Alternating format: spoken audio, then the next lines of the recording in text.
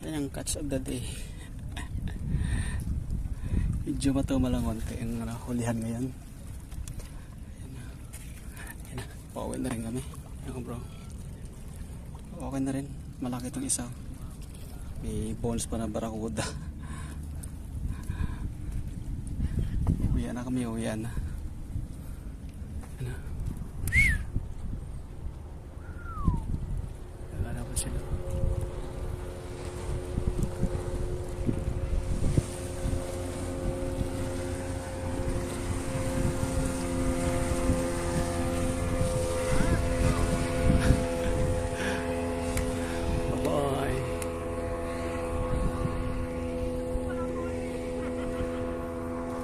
Ganda dito.